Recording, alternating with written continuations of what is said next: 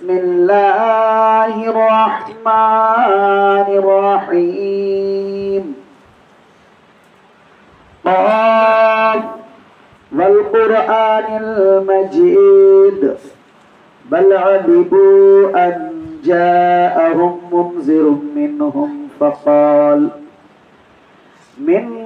فقال الكافرون هذا شيء عجيب أإذا متنا وكنا ترابا ذلك رجع بعيد قد علمنا ما تنقص الأرض منهم وعندنا كتاب حفيظ بل كذبوا بالحق لما جاءهم فهم في أمر مريج بارك الله لكم ولكم في القرآن ورفعنا وإياكم تعالى صوتك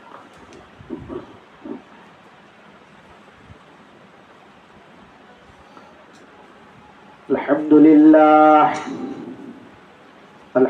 لله نحمده ونستعينه ونستغفره ونؤمن به ونتوكل عليه ونعوذ بالله من شرور أنفسنا ومن سيئات أعمالنا من يهده الله فلا مضل له ومن يضلله فلا هادي له ونشهد أن لا إله إلا الله وحده لا شريك له وأشهد أن محمدا عبده ورسوله أما بعد فأعوذ بالله من الشيطان الرجيم بسم الله الرحمن الرحيم وما خلقت الجن والإنس إلا ليعبدون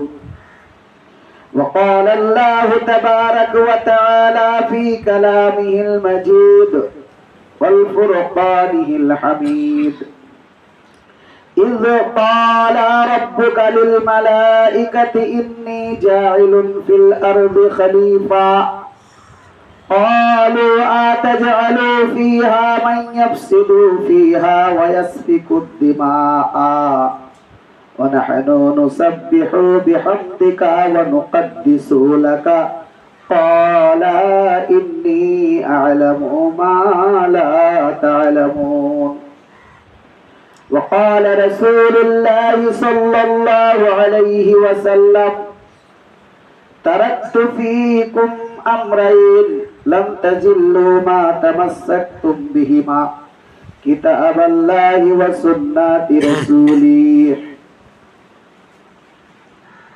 সম্মানিত জুমায় উপস্থিত দিন দরদি আল্লাহওয়ালা আল্লাহ প্রেমী মুসলিম ভাতৃবৃন্দ, প্রশংসা সেপ্তসনা আরাধনা সেই মহান নিয়ন্তা আল্লাহ পাক রব্বুল আলামিনের সান্নিধ্যে, যিনি পুরো কায়নাতের মালিক, যিনি জীবনের মালিক, মরণের মালিক, যিনি হায়াতের মালিক, মৌতের মালিক, যিনি ইজ্জতের মালিক, বেইজ্জতের মালিক, যিনি রুজির মালিক, সেই মহান আল্লাহ পাক রব্বুল আলামিনের লক্ষ কোটি প্রশংসা আমরা সকলে একবার সমস্বরে ভক্তি ভরে আল্লাহর কৃতজ্ঞতা জ্ঞাপন করে বলি আলহামদুলিল্লাহ। তারপরে পরেই বিশ্ব মানবতার আদর্শবান ধর্মগুরু, দয়ার নবী, মায়ার নবী, স্নেহের নবী, ভালোবাসার নবী, নবী কুলের নবী জনাবে মুহাম্মদ রাসূলুল্লাহ সাল্লাল্লাহু আলাইহি ওয়াসাল্লামের উপরে লক্ষ কোটি দরুদ এবং শান্তির ধারা অবতীর্ণ হোক। আমরা সকলে বলি আল্লাহুম্মা আমিন, আল্লাহুম্মা সাল্লি আলাইহি, আল্লাহুম্মা বারিক আলাইহি। সম্মানিত উপস্থিতি, আজকের আলোচ্য বিষয় আপনারা অবগত আছেন। আজকাল নেটওয়ার্কিং জামানা, সোশ্যাল মিডিয়ার জামানায় আপনারা বুঝেছেন বা দেখেছেন আজকের জুমার খুতবার আলোচ্য সূচি বা আলোচ্য বিষয় তবুও একবার বলতে বাধ্য, আজকের যেটা আলোচ্য সূচি সেটা হলো আল্লাহ সুবহানাহু ওয়া তাআলা আমাদের মতো মানব জাতিকে কেন সৃষ্টি করেছে, কি কি পর্যায়ে, কয় স্তরে, কিভাবে আল্লাহ পাক রব্বুল আলামিন তিনি পাঠিয়েছেন। এ মর্মে আপনাদের কাছে দুটি আয়াত পেশ করেছি। সেই সঙ্গে বিশ্বনবী জনাবে মুহাম্মদ রাসূলুল্লাহ সাল্লাল্লাহু আলাইহি ওয়াসাল্লামের জীবনের অন্তিম লগ্নে একদম শেষ মুহূর্তে বিদায়ের প্রাক্কালে আরাফাতের ময়দানে লক্ষ লক্ষ সাহাবাদের মাঝে বিদায় বক্তব্যে যে বাক্যাংশগুলো হাদিসের পরিভাষায়, কোরআনের পরিভাষা অর্থাৎ আরবি ভাষায় যিনি বলেছিলেন, সেই কথাগুলো আপনাদের সম্মুখে বলেছি আরবি ভাষায়, হাদিসের ভাষায়। আয়াত এবং হাদিসকে সামনে রেখে এবং সময়ের দিকে লক্ষ্য রেখে খুব গুরুত্বপূর্ণ কয়েকটি কথা আপনাদের কাছে বলতে যাব ইনশাআল্লাহ, যদি আল্লাহ পাক রব্বুল আলামিন আমাকে তৌফিক দান করেন। প্রথমত যে আলোচ্য সূচির মূল কথা, যে আল্লাহ পাক রব্বুল আলামিন আমাদেরকে কেন তৈরি করলেন। তৈরি করার কারণটা আল্লাহ পাক রব্বুল আলামিন কোরআন মাজিদে বলেছেন, তিনি তিনার নিজস্ব গ্রন্থে বলেছেন। বাক্যটা কি? আল্লাহ বলেন, ওমা খালাকতুল জিন্না ওয়াল ইনসা ইল্লা লিয়াবুদুন। এই পৃথিবীর মাটিতে আল্লাহ বলছে আমি দুটো জাতিকে তৈরি করেছি। উদ্দেশ্যটা কি? আমার ইবাদত করবে, সত্যসোনা আরাধনা করবে। এই আয়াতের তরজমা এখানেই শেষ। এবার ব্যাখ্যা বিশ্লেষণে আসা যাক, যে আল্লাহ পাক রব্বুল আলামিন যখন মানুষ তৈরি করেন, তার পূর্বে কি কাউকে তৈরি করেছেন? এটা একটা প্রশ্ন চিহ্ন থাকতে পারে। এবং তাদেরকেও আল্লাহ কেন তৈরি করেছিলেন? তার আগে দু চারটি কথা আপনাকে বলি। আমরা যেই সন্দিক্ষণ অবস্থান করছি, অর্থাৎ এই পৃথিবীতে আসার পূর্বে দুটো স্তর, দুটো জগৎ, দুটো পর্ব আমাদের অতিবাহিত হয়েছে। এবং এই পৃথিবীর পরে, অর্থাৎ আমাদের জীবনাবাসের পরে আরো দুটি জগৎ আমাদের জন্য অপেক্ষা করছে। বলবেন কি? আসুন আমি পর্যায়ক্রমে আপনার সম্মুখে আলোচনা করতে যাচ্ছি। আল্লাহ পাক রব্বুল আলামিন যখন এই পৃথিবীর বুকে আমাদের জন্ম দেননি, অর্থাৎ আমাদের আদিপিতা হযরতে আদম আলাইহিস সালাতু সাল্লাম কেউ জন্মগ্রহণ করাননি, তৈরি করেননি, এবং মা হাওয়া আলাইহিস সালাম কেউ আমাদের এই দুনিয়ায় পাঠাননি, অর্থাৎ তৈরি করেননি। তার পূর্বেই আল্লাহ এই মানব জাতিকে তৈরি করেছেন। বলবেন বড় কেমন কথা, আমরা তো এটা জানি না। জানতে হবে, আল্লাহ পাক রব্বুল আলামিন তখন আমাদেরকে একটি জগতে রেখেছিলেন। সেই জগৎটার নাম হচ্ছে আলামে আরওয়াহ। খুব ভালো করে মনে রাখবেন, আলামে আরওয়াহ একটা রূহের জগৎ, আত্মার জগৎ। তখন আমাদের বডি স্ট্রাকচার ছিল না, হাত পা চোখ নাক ছিল না, আমাদের কাজকর্ম ছিল না, চাষাবাদ ছিল না, ব্যবসা বাণিজ্য ছিল না, নামাজ পড়া লাগতো না, রোজা রাখা লাগতো না, কোনো ইবাদত করতে হতো না, এবং কোনো কাজকর্ম করতে হতো না। এমন একটা সময় আল্লাহ পাক রব্বুল আলামিন আমাদেরকে তৈরি করেছিলেন। এবং সেই সময় আত্মাগুলোকে, রূহগুলোকে আপনার আমার হযরতে আদম আলাইহিস সালাতু সাল্লাম থেকে দিয়ে একদম কিয়ামতের প্রাক্কাল পর্যন্ত যত মানুষ পৃথিবীর বুকে এসেছে, বর্তমানে আছে, ভবিষ্যতে আসবে, সমস্ত আত্মাগুলোকে এক জায়গায় গচ্ছিত করে আল্লাহ জিজ্ঞাসা করেছিলেন। কি জানেন? আল্লাহ বলেছিলেন, আলাস্তু বিরাব্বিকুম, এই পৃথিবীর তোমরা আত্মা, হে রূহ, এ মানব জগৎ, তোমরা বলো, আলাস্তু বিরাব্বিকুম, তোমরা কি আমাকে প্রভু হিসেবে মেনে নিচ্ছ? আল্লাহ জিজ্ঞাসা করেছিল আমাদেরকে সেই দিন, আলাস্তু বিরাব্বিকুম, তোমরা কি আমাকে প্রভু হিসেবে মেনে নিচ্ছ? সৃষ্টিকর্তা, পালনকর্তা, আহার দাতা, রুজি দাতা, অক্সিজেন দাতা, সমস্ত কিছুর মালিক হিসেবে তোমরা কি আমাকে মেনে নিচ্ছ, মনে প্রাণে গ্রহণ করছো? আমরা তখন সমস্তরে বলেছিলাম জি হ্যাঁ আল্লাহ, আমরা আপনাকে সৃষ্টিকর্তা, পালনকর্তা, আহার দাতা, রুজি দাতা, ইজ্জতের মালিক, বেইজ্জতের মালিক, রুজির মালিক, সব আপনাকে প্রভু হিসাবে মেনে নিচ্ছি। এটা আমরা স্বীকারোক্তি দিয়েছিলাম। কোথায়? রূহের জগতে, আত্মার জগতে। তারপরে আল্লাহ পাক রব্বুল আলামিনের ইচ্ছা পোষণ হলো যে এই পৃথিবীতে আমি তাদেরকে আকারে, তাদেরকে সশরীরে পাঠাবো। সেই পাঠানোর একটা পদ্ধতি অবলম্বন করা হলো। সেই পাঠানোর পূর্বে আল্লাহ পাক রব্বুল আলামিন এই ফেরেশতাদেরকে, অর্থাৎ আমাদের জন্মের পূর্বে যে জাতিটাকে আল্লাহ তৈরি করেছিলেন শুধু ইবাদত করার জন্য, বাকি তাদের স্ত্রী নেই, পুত্র নেই, সংসার নেই, সন্তান নেই, সন্ততি নেই, তাদের আরাম নাই, আয়েস নাই, ঘুম নাই, খাওয়া নাই, দাওয়া নাই, পেচ্ছাপ নাই, পায়খানা নাই, কোনো হাজাত নাই, এরকম একটা প্রাণী, এরকম একটা উম্মাত, এরকম একটা দলকে আল্লাহ তৈরি করেছিলেন যাদের নাম হচ্ছে মালাইকা। মালাইকা অর্থাৎ ফেরেশতা। সেই ফেরেশতাদের মধ্যে কাউকে কাউকে নেতা নির্বাচন করেছিলেন। প্রসিদ্ধ কিছু ফেরেশতাকে তিনি নির্বাচন করেছিলেন। তন্মধ্যে জিন, আমাদের আগে জিন জাতি বলে একটা জাতি পৃথিবীর মুখে এসেছিল, আল্লাহ পাক রব্বুল আলামিন পাঠিয়েছিলেন। তাদেরকে আমাদের মতো সংসার দিয়েছিলেন, তাদেরকে আমাদের মতো স্ত্রী পুত্র দিয়েছিলেন, তাদেরকে আমাদের মতো খাওয়া দাওয়া দিয়েছিলেন, তাদের মধ্যে ব্যবসা বাণিজ্য ছিল, তাদের মধ্যে চাকরি বাকরি ছিল। এরকম একটা দলকে আল্লাহ তৈরি করেছিলেন, যেই দলের কথা আল্লাহ কোরআনে উল্লেখ করেছেন, ওমা খালাকতুল জিন্না ওয়াল ইনসা ইল্লা লিয়াবুদুন।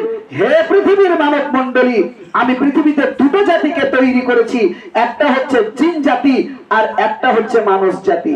তাহলে আমরা বুঝতে পারলাম জিন জাতি বলে একটা জাতি আল্লাহ তৈরি করেছেন, যার কথা আল্লাহ কোরআনে জিনদের বারে, জিনদের সম্বন্ধে একটি সূরা অবতীর্ণ করেছেন এবং সূরাটির নাম দিয়েছেন সূরাতুল জিন। জি, তাহলে জিন আছে। আমি খুব মোটামুটি কথা বলছি, পুরো আপনাকে ডিটেলসে বলতে গেলে আমি সময় কোলাতে পারবো না। তো ওই জিন জাতির মধ্যে এমন একজন ব্যক্তি আল্লাহর এত ইবাদত করেছিলেন, এত ইবাদত করেছিলেন, ইবাদত করার কারণে, আল্লাহর নৈকট্য লাভ করার কারণে আল্লাহ খুশি হয়ে, আল্লাহ আনন্দিত হয়ে ফেরেশতাদের লিডার বানিয়েছিলেন। নেতৃত্ব স্থানটা দিয়েছিলেন কাকে? ফেরেশতাদেরকে পরিচালনা করবে, ফেরেশতাদেরকে হুকুম করবে, ফেরেশতাদের নেতা হয়ে থাকবে কে? একজন জিন, তার নাম হচ্ছে ইবলিস। তাই তো, তার নাম হচ্ছে ইবলিস। এবার আসুন আমি আপনাকে পয়েন্টে আসবো। এবার আপনাকে বলি, আল্লাহ পাক রব্বুল আলামিন যখন মানুষ সৃষ্টি করার ইচ্ছা প্রকাশ করলেন, আল্লাহ ফেরেশতাদের ডাকলেন, কি বললেন? ইয ক্বালা রাব্বুকা লিল মালাইকাতি ইন্নী জাইলুন ফিল আরজি খলিফা।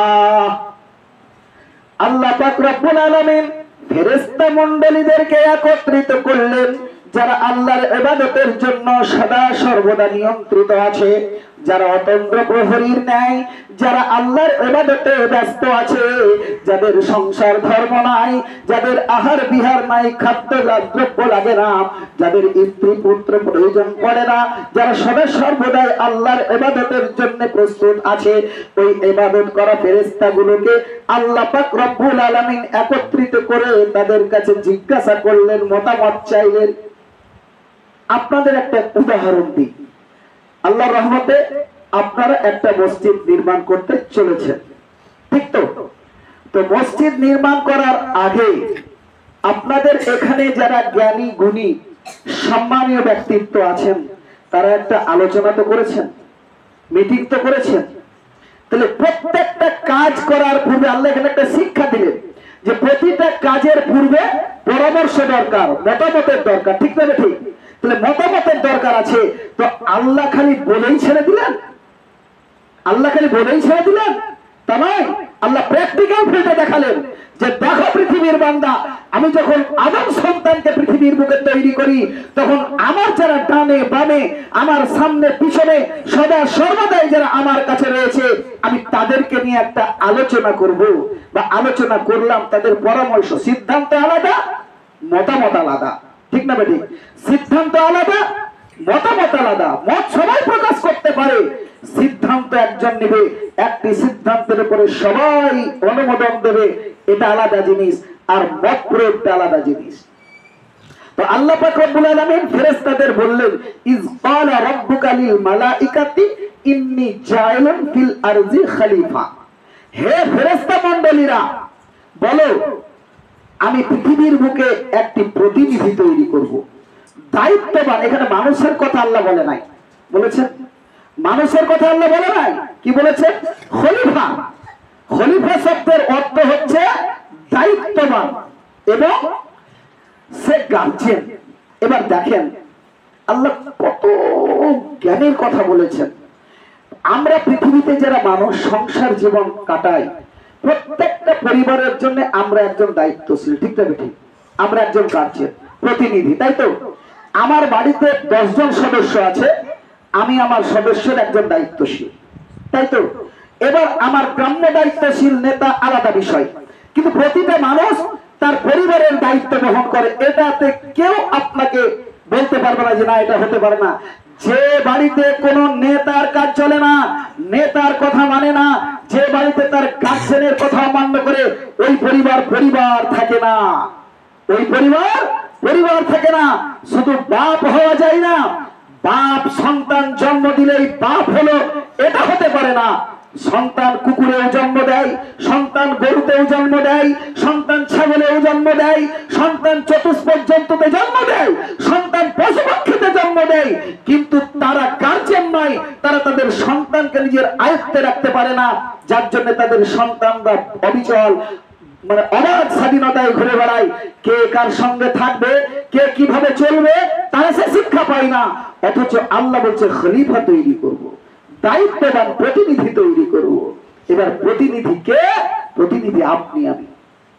এবার ফেরেশতারা বলছে ক্বালু আতাজআলু ফিহা ওয়া ইয়াসফিকু দিমাআ। হে আল্লাহ, আপনি এই দলকে তৈরি করেন না।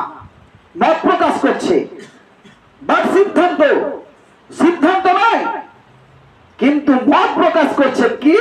ফেরেশতারা বলছেন ক্বালু আতাজআলু ফিহা মান ইয়াফসিদু ফিহা। আল্লাহ, তুমি এই জাতিটাকে তৈরি করো না। বলে কেন তৈরি করব না? বলছে এই জাতিটা পৃথিবীর বুকে মারামারি করবে, ফাসাদ করবে, ঝগড়া করবে, কাটাকাটি করবে, এক অপরের রক্ত নিয়ে ভুলে খেলাখালি করবে। বাপের সঙ্গে বেটার মেল থাকবে না, ভাইয়ের সঙ্গে ভাইয়ের মেল থাকবে না, প্রতিবেশীর সঙ্গে প্রতিবেশীর মেল থাকবে না। তারা বিভিন্ন দলে দলে ভুক্ত হয়ে সমাজে বিচ্ছিন্নতা অবলম্বন করবে, সমাজকে কুলসিত করবে। অতএব এই জাতিটা তৈরি করো না। এটা হচ্ছে কি সমাজে? হচ্ছে না, হয় না? ফেরেশতারা ভুল বলেনি? বলেছে ফেরেশতারা ভুল বলেনি? তাহলে ফেরেশতাদের একটা তিক্ত অভিজ্ঞতা ছিল। এর আগে যে জাতিটা তৈরি করেছিল জিন জাতি, তারা তাদের নৈতিক চরিত্র, তারা তাদের কর্ম, তাদের ব্যবহার দেখার পরে আল্লাহ পাক রব্বুল আলামিনকে একটা মতামত প্রকাশ করলেন যে আল্লাহ, আমরা ইতিপূর্বে যে জাতিটা তুমি তৈরি করেছো, সেই জাতিটা ভুল পথে চলে গেছে, তোমার কথা অমান্য করেছে, তোমাকে তারা অস্বীকার করেছে। তুমি বলেছো ডানে চলো, ওরা বায়ে চলেছে। তুমি বলেছো আমার ইবাদত করো, আর ওরা পীরের পূজা করেছে, ওরা মাজারের পূজা করেছে, ওরা আপনার দেবতার পূজা করেছে, ওরা গাছের পূজা করেছে, ওরা পাথরের পূজা করেছে। অতএব তুমি এই জাতিটাকে তৈরি করো না। আল্লাহ কি বললেন? ইন্নী আ'লামু মা লা তা'লামু। আমি যেটা বুঝি, আমি যেটা জানি, সেটা তোমরা জানো না। এবার আদম আলাইহিস সালামকে তৈরি করার প্রক্রিয়া শুরু হলো। আমি একটা জগতের কথা বলেছি, বাকি 4টি জগতের কথা এখন বাকি আছে। খুব মনে রাখবেন, আমি ছোট্ট করে যদিও সময় সংকলন করতে পারবো না, তবুও জাস্ট একটু টাচ দিয়ে যাব। আমি কোরআনের উপরেই আলোচনা করব, অন্য কোনো দিকে আজকে যেতে পারবো না। তো আল্লাহ পাক রব্বুল আলামিন আদমকে তৈরি করার জন্য ফেরেশতাদেরকেই অর্ডার করলেন, হে ফেরেশতারা, যাও আমার জমিন থেকে মাটি নিয়ে আসো। আল্লাহর হুকুম অমান্য করার ক্ষমতা কোনো ফেরেশতার নেই। আল্লাহ পাক রব্বুল আলামিন ফেরেশতাদের হুকুম করলেন জমিন থেকে মাটি নিয়ে এসো, মাটি নিয়ে যাওয়া হলো। নিয়ে যাওয়ার পরে আল্লাহ আমাদেরকে সুন্দরভাবে তৈরি করলেন, সুন্দরভাবে তৈরি করলেন। কেমন তৈরি করলেন? কুনতুম খায়রা উম্মাতিন উখরিজাত লিন-নাস। পৃথিবীর বুকে যত সৃষ্টি জগৎ আছে, যত সৃষ্টি জগৎ আছে, সমস্ত সৃষ্টি জগতের মধ্যে উত্তম, উৎকৃষ্ট, অত্যন্ত সুন্দর চেহারা, ফি আহসানি তাকবীম, সুন্দর চেহারা, সুন্দর রং, সুন্দর বৈশিষ্ট্য, সুন্দর জ্ঞান, সব কিছু পরিপূর্ণ করে আল্লাহ তৈরি করলেন কাকে? আদম আলাইহিস সালাম। দেখুন, আপনি আপনার চেহারার দিকে তাকান আর পৃথিবীতে আরো যত প্রাণী আছে তাদের দিকে তাকান, কোনটা ভালো? তাদেরও হাত আছে, পা আছে, তাদেরও চোখ আছে, কান আছে, তাদের আপনার শরীরে যা যা আছে ওই প্রাণীরও শরীরে তাই আছে, ঠিক না বেঠিক? কিন্তু আপনার গঠন প্রণালী, আমার গঠন প্রণালী আর ওই প্রাণীর গঠন প্রণালী এক নয়। আল্লাহ যেখানে যেমন প্রয়োজন, কপাল দিতে হবে, মাথা দিতে হবে, মাথায় চুল দিতে হবে, দুটো চোখ দিতে হবে, একটা চোখ দিলে হবে না। আল্লাহ প্রত্যেকটা জিনিসকে জোড়া জোড়া করে তৈরি করেছেন। আল্লাহ বলছেন খালাকনাকুম আজওয়াজা ওয়া জাআলনা নাওমাকুম সুবাতা ওয়া জাআলনা আল-লাইলা লিবাসা ওয়া জাআলনা আন-নাহারা মাআশা ওয়া বানাইনা ফাওকাকুম সাবআন শিদাদা ওয়া জাআলনাহা সিরাজান ওয়া হাজা। সূরা নাবা 29 পারা, 30 পারা প্রথম সূরা নাবা। তো আল্লাহ পাক রব্বুল আলামিন প্রত্যেকটা জিনিসকে জোড়া জোড়া তৈরি করেছে। আপনি আপনার শরীরের প্রতিটা অঙ্গের দিকে তাকান এবং দৃষ্টি আকর্ষণ করুন আপনার বিবেকের বুদ্ধি দিয়ে, আপনার বিবেকের জ্ঞান দিয়ে দেখুন প্রত্যেকটা জিনিসকে আল্লাহ জোড়া জোড়া তৈরি করেছে। শুধু এখানেই ক্ষান্ত নয়, প্রত্যেকটা মানুষের সার্বিক দিকেও জোড়া জোড়া তৈরি করেছেন। আসুন আমি আসবো। তো আল্লাহ তৈরি করার পরে কিছু বিষয়বস্তুর নাম আদম আলাইহিস সালামকে শিখিয়ে দিলেন, কিছু জিনিসের নাম, কিছু জায়গার নাম, কিছু পদার্থের নাম আল্লাহ শিখিয়ে দিলেন। শিখিয়ে দেওয়ার পরে আদম আলাইহিস সালামকে মাটি দিয়ে একটি তৈরি করার পরে এই যে রূহের জগতে, আত্মার জগতে আত্মা ছিল, সেই আত্মার জগৎ থেকে একটা উৎকৃষ্ট মানের আত্মাকে নিয়ে এসে, একটা জ্ঞানী আত্মাকে নিয়ে এসে আল্লাহ আদমের হৃদয়ে তিনি ঢেলে দিলেন, হৃদয়ে তিনি ভরে দিলেন, সেখানে সেট করে দিলেন। আর দেওয়ার পরে আল্লাহ পাক রব্বুল আলামিন তাকে প্রাণ দিয়ে দিলেন। ওই আত্মাটাই হচ্ছে প্রাণ, ওই আত্মাটাই আপনি, আমি মানুষ। আমার যদি আপনি বলেন আপনি মানুষ, তো মানুষ কোন জায়গায়, কাকে বলে? বলে কেন? হাতকে, এটা তো হাত, এটা ডান হাত, এটা বাম হাত, এটা পা, এটা চোখ, এটা মানুষ কোনটা খুঁজে পাওয়া যাবে কি? মানুষ হচ্ছে আপনার ওই আত্মাটা, ওই মনুষ্যত্বটা, যেটা আপনি দেখতে পান না, আমি দেখতে পাই না, অণুবীক্ষণ যন্ত্র দেখতে পাই না। আজকে পৃথিবীর অনেক কিছু আবিষ্কার করেছে, আজকের বিজ্ঞানীরা অনেক কিছু আবিষ্কার করার পরে ওই আত্মা নামক বস্তুটা খুঁজে পাইনি। পেয়েছে? পাইনি, প্রাণটা বেরিয়ে গেছে, এখানে কাউরির হস্তক্ষেপ করা সম্ভব নয়।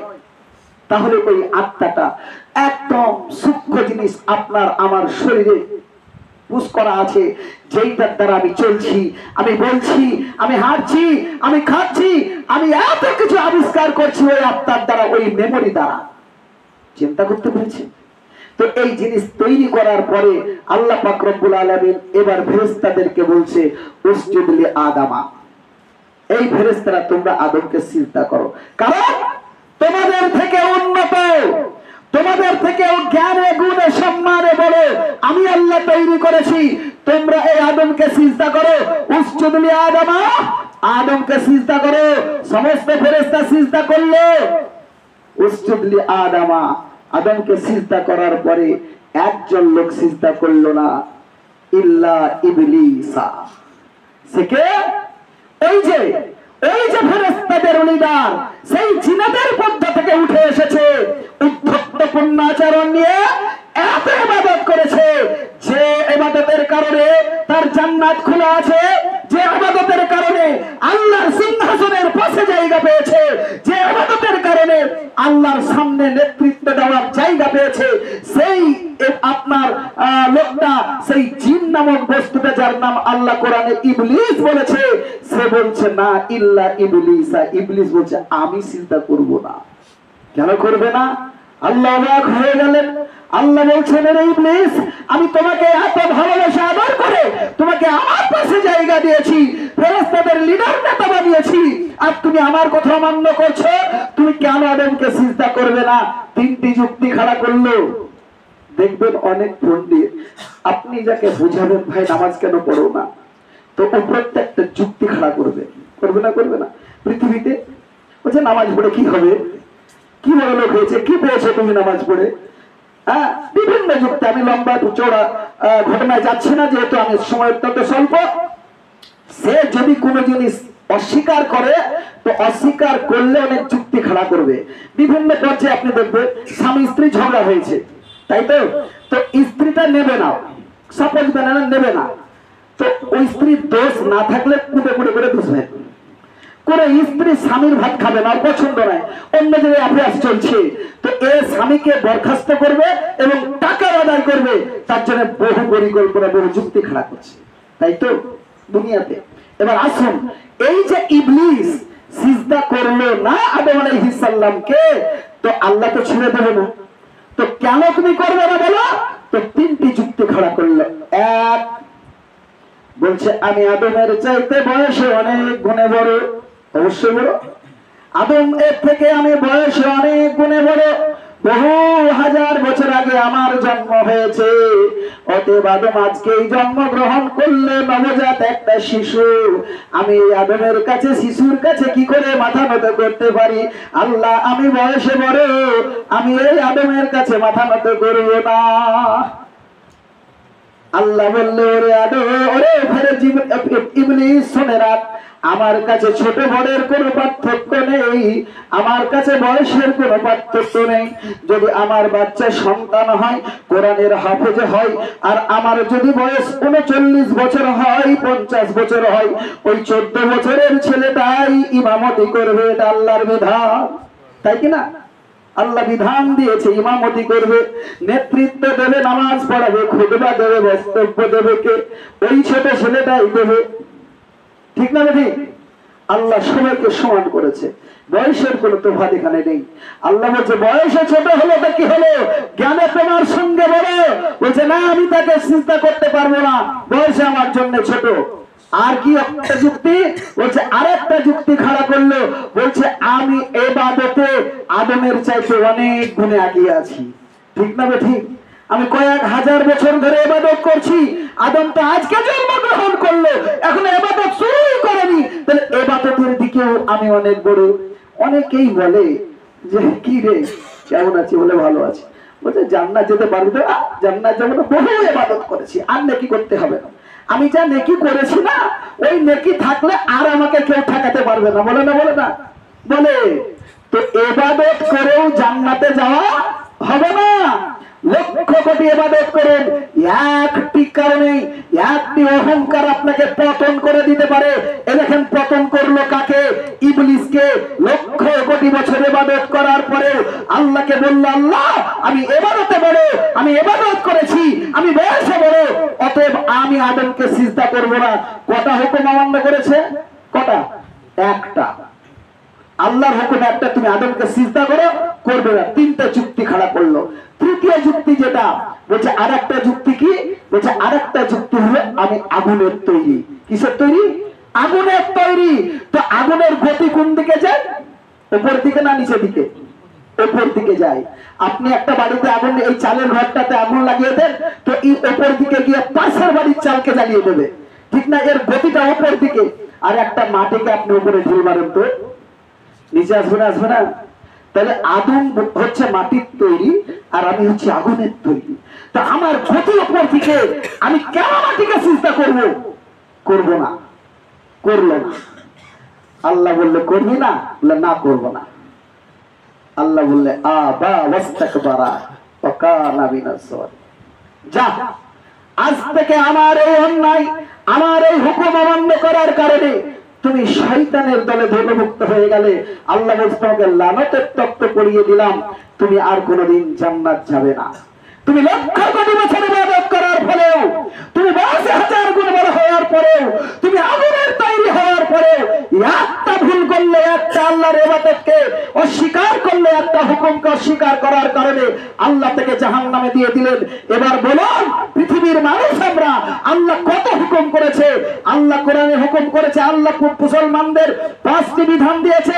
বুনিয়াল ইসলামু খামসিন, শাহাদাতু আল্লা ইলাহা ইল্লাল্লাহ ওয়া আন্না মুহাম্মাদুর রাসূলুল্লাহ, আকিমুস সালাত ওয়া আতুজ যাকাত ওয়াস সাওম রমাযান আল হজ্জ বাইতুল্লাহ। কটা দিয়েছে? 5টা বিধান দিয়েছে। এই 5টা বিধানকে আমরা পূর্ণাঙ্গ মানি? এই 5টা বিধানের একটা বিধানকে যদি আমরা স্বীকার করে দিই, আমাদের অবস্থা হবে ওই ইবলিসের মতো। কিছু করার নাই। হাজার গুণ নামাজ পড়েছি, আমি তাহাজ্জুদ পড়েছি, আমার কোনো নফল ইবাদত কাজে নাই, অথচ আমার মধ্যে যদি দান না থাকে, হবে? যাকাত না থাকে, আমার লক্ষ লক্ষ কোটি কোটি টাকা আছে, অথচ আমি যাকাত দিই না। আল্লাহর নবী বলছেন, পৃথিবীর বুকে সবথেকে পাওয়ারফুল শক্তিশালী ইবাদত হচ্ছে দান। এবার আসুন, আপনাকে আমি বুঝাই। একটা ভুলের কারণে ইবলিস কোথায় চলে গেল? জাহান্নামে চলে গেল। তখন ইবলিস আরো কিছু দাবি করে বসলো, বলছে, আল্লাহ আমি জাহান্নামে তো যাবই যাব, তাহলে আমার কিছু সঙ্গী সাথী লাগবে।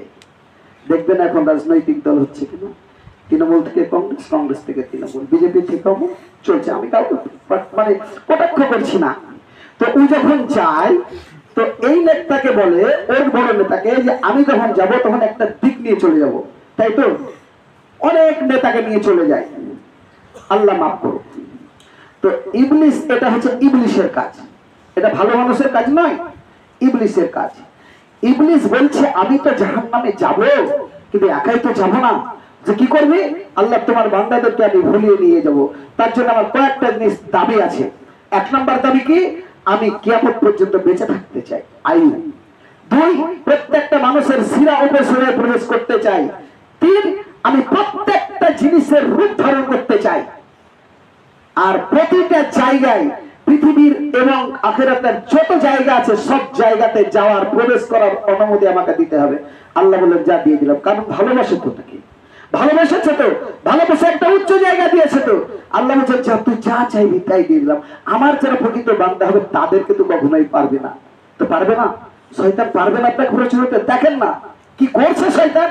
আল্লাহ থেকে যখন স্বাধীনতা দিয়ে দিলেন, আল্লাহ পাক রব্বুল আলামিন আদমকে তৈরি করার পরে জান্নাতে দিয়ে দিলেন। জান্নাতে কোনো অভাব আছে? খাওয়ার দাওয়ার, থাকার, বিলাসবহুল বাড়ি, বিলাসবহুল গাড়ি, পার্কিং, কত সুইমিং পুল, কত উন্নত মানের খাবার, সব কিছু দিলেন। দেওয়ার পরেও আদম আলাইহিস সালামের মন ভালো নাই, মন ভালো নাই, উদাস উদাস লাগছে। এত স্বাধীনতা পাওয়ার পরে আদমের মনে তৃপ্তি নাই। আল্লাহ বলছে, ইন্নাল্লাহা আলা কুল্লি শাইইন কাদির, আমি আল্লাহ প্রত্যেকের অন্তরের খবর জানি। তাই আদমের মনে কি চাইছে আল্লাহ বুঝতে পারলেন, একটা জোড়া চাইছে। বলছে, ঠিক আছে আদম, তোমাকে জোড়া বানিয়ে দেওয়া হচ্ছে। আদম আলাইহিস সালাম একদিন জান্নাতে একটি গাছের তলায় শুয়ে আছেন, তার বাম পাশে গিয়ে একটা সার্জারি করলেন। আল্লাহ পাক রব্বুল আলামিন ওপেন সার্জারি করলেন। ওপেন সার্জারি করার পরে একদিককার বাম দিককার একটা হাড্ডিকে বার করার পরে মা হাওয়া আলাইহিস সালামকে তৈরি করলেন।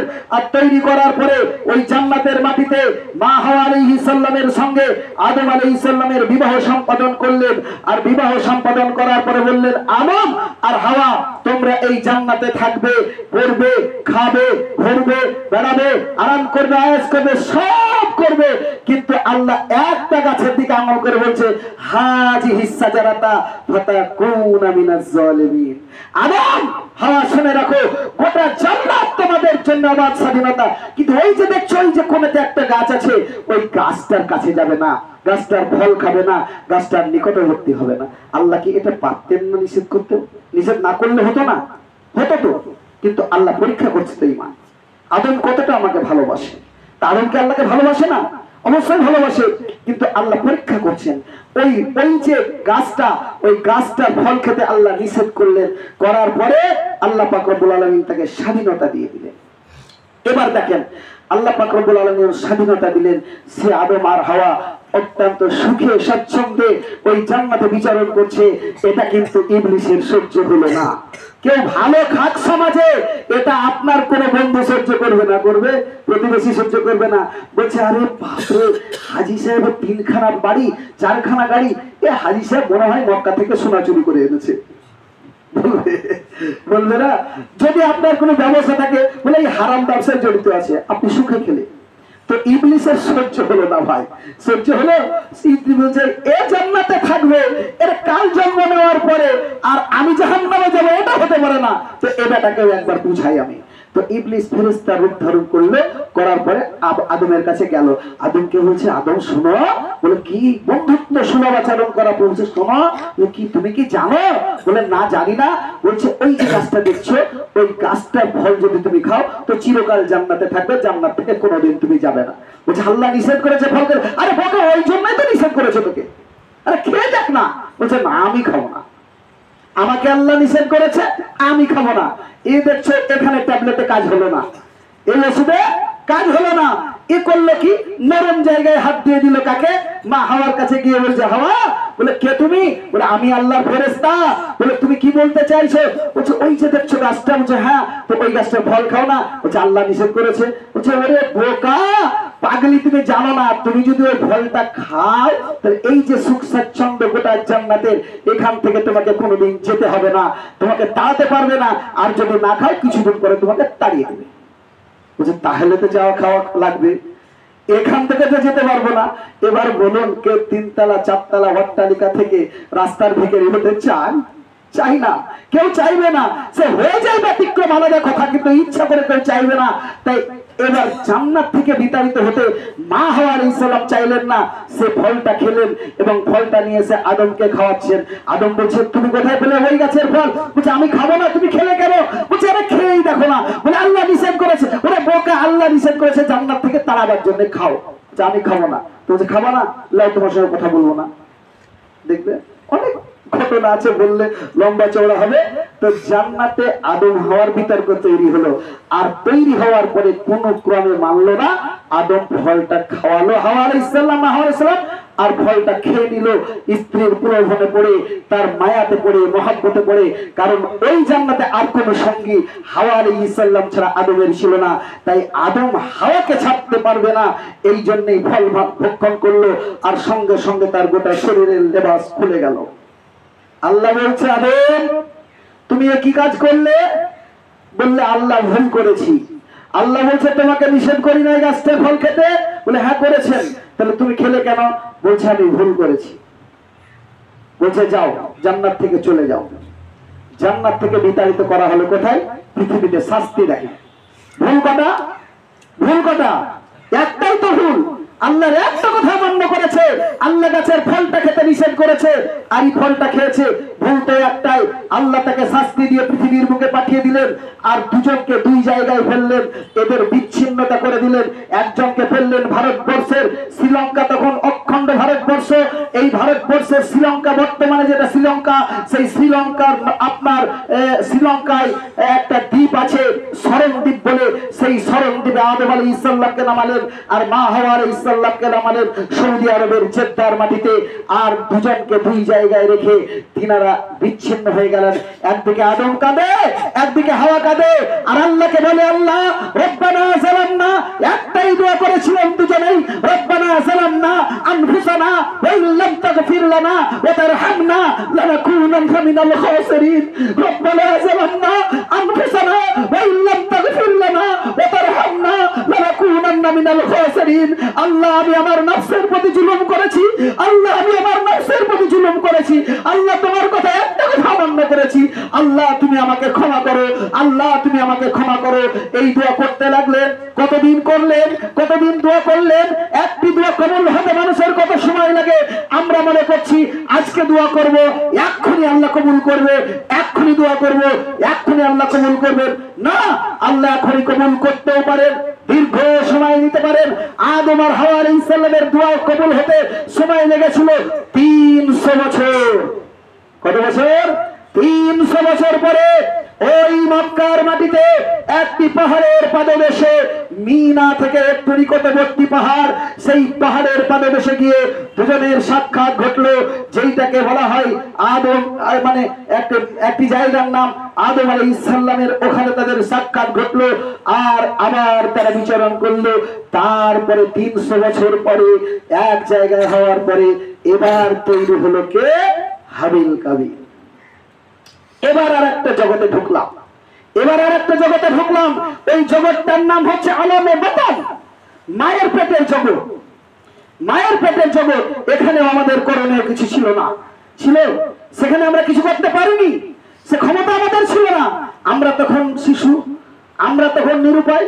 আমি আমার মায়ের দয়ায়, মায়ায়, আল্লাহর রহমতে মায়ের পেট থেকে পৃথিবীর মুখে খুব ছোট্ট করে হতো, সময় কিন্তু পার হয়ে গেছে, কিছু মনে করবেন না, 2 মিনিট। তো ওখান থেকে আল্লাহ মায়ের পেটে নিয়ে আসলেন, মায়ের দয়ায় মায়ে আমরা 9 মাস 10 দিন বা 10 মাস 10 দিন পেটে থাকলাম, পৃথিবীতে আসলাম। এই পৃথিবীতে আসার পরেও 3-4 বছর আমাদের কিছু করণীয় ছিল না, আমরা আমার মায়ের দয়ায় বেঁচেছিলাম। কবি বলেন, শিশুকালে নিষুদিন ধুক ধুক মুখ, পিপাসাই পলে পলে শুকাইত মুখ। শিশুকালে নিষুদিন ধুক ধুক মুখ, পিপাসাই পলে পলে শুকাইত মুখ। খোদার করুণা দানে সদা সদা সাবধানে মা আমার বাঁচাইলেন বুকেরই সুধাই। মাছিটি বসিলে গাই কাতর হয়েছে তাই, মাছিটি বসিলে গাই কাতর হয়েছে তাই, মা আমার তাড়াইলেন কত মমতাই। এই মায়ের দয়ায় মায়ে আমরা বড় হওয়ার পরে এই জগৎটার নাম হচ্ছে আলামে দুনিয়া। এই জগতে আমরা ক্ষমতা পেয়েছি, এই জগতে আমরা স্বাধীনতা পেয়েছি। এই জগৎই অলৌকিক জগতের এই যে কর্মাবলী আমাদের পরলৌকিক জগতের সেটা ফলশ্রুতি হবে। এরপরে যে জগৎটায় যাব সে জগতের নাম হচ্ছে আলামে বারজাখ, অর্থাৎ কবরের জগৎ। এই জগতে আমাদের ক্ষমতা কিছু থাকবে না। ক্ষমতা যত এই জগতে, এই পার্থিব জামানায় 40 বছর, 50 বছর, 60 বছর, 70 বছর, 80 বছর সময় পেয়েছি, কেউ 1 দিন পেয়েছে, কেউ 100 বছর পেয়েছে। এই সময়টুকুই তোমার আমার বাহাদুরি, এই সময়টুকুই তোমার আমার ক্ষমতা, এই সময়টুকুই তোমার আমার ইবাদতের জায়গা। এরপরেও ইবাদত করা আর লাগবে না, ওই কবরে গিয়ে ইবাদত করা লাগবে না, জমি জায়গা কেনা বেচা চলবে না, ব্যবসা বাণিজ্য চলবে না, চাষাবাদ চলবে না, চাকরি বাকরি চলবে না, স্ত্রী পুত্র তোমার কাছে থাকবে না। ওই জগৎটা এমন একটা কঠোর জগৎ, সেটা হচ্ছে 3.5 হাত কবরের জগৎ। এটা হচ্ছে আলামে বারজাখের জগৎ। নাম্বার 5, সেটা শেষ জগৎ, সেটা হচ্ছে আলামে আখিরা, কিয়ামতের পরের যে জগৎটা, জান্নাত অথবা জাহান্নাম। ইযা জুলজিলাতিল আরজু জিলজালাহা ওয়া আখরাজাতিল আরজু আসফালাহা ওয়া ক্বালাল ইনসানু মা লাহা ইয়াওমাইযিন তুহাদ্দিসু আখবারাহা।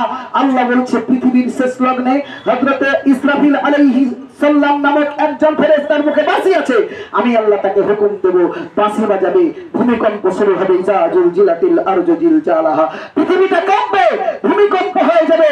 বিলাসবহুল বাড়ি, অট্টালিকা, 110 তলা, 20 তলা, 50 তলা বাড়ি থাকবে না, সমতল হয়ে যাবে। আজকে হাজার হাজার মাইল ধরে যে পাহাড় আছে, পাহাড় থাকবে না, সমতল হয়ে যাবে।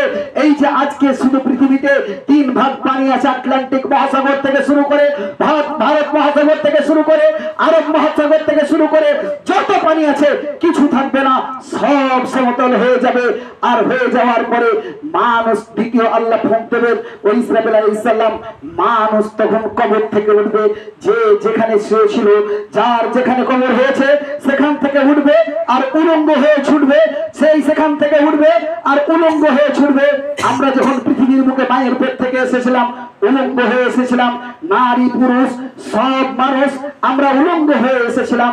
সেই দিন কবর থেকে উঠে মানুষ যেদিন আরাফাতের ময়দানের দিকে ছুটবে, মানুষ যেদিন হাসরের ময়দানের দিকে ছুটবে, সেই দিনটাও উলঙ্গ হয়ে ছুটবে। মা আয়েশা রাদিয়াল্লাহু তাআলা আনহা বলছেন, ইয়া রাসূলুল্লাহ, ইয়া হাবিবাল্লাহ, সব মানুষ কি সেই দিন উলঙ্গ হয়ে ছুটবে?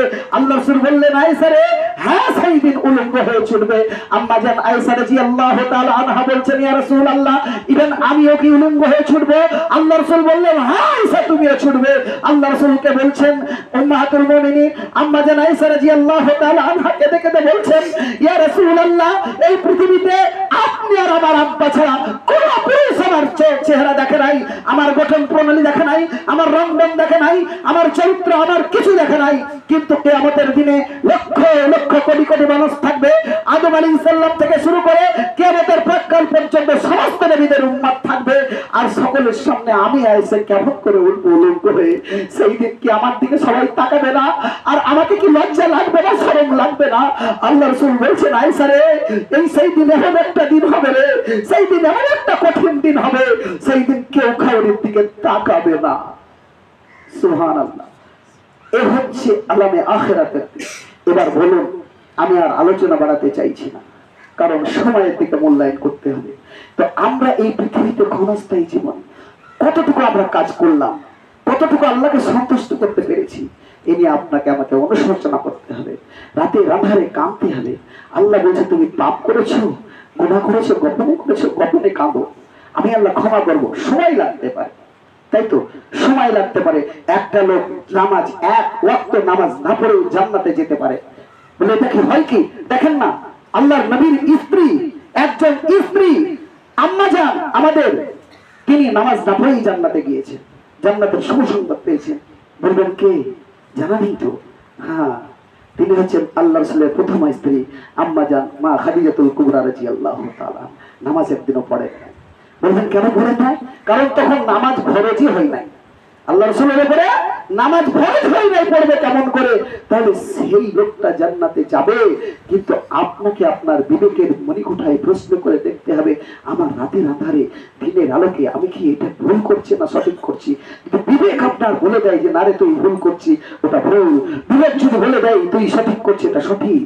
এই বিবেকের কাছে প্রশ্ন করে আপনি আমি দুনিয়ার বুকে বিচরণ করব। আল্লাহর কাছে মহান মনিবের দরবারে এটা দোয়া করি, আল্লাহ তুমি আমাদেরকে পৃথিবীর বুকে নেক আমল করার তৌফিক দান করুন, বলুন আমিন। আল্লাহ তুমি আমাদেরকে সৎ আমলের সহিত, আমাদেরকে ঈমানের সহিত পৃথিবীর বুকে যাওয়ার তৌফিক দান করুন, বলুন আমিন। ওয়া আখিরু দাওয়ানা আলহামদুলিল্লাহি রাব্বিল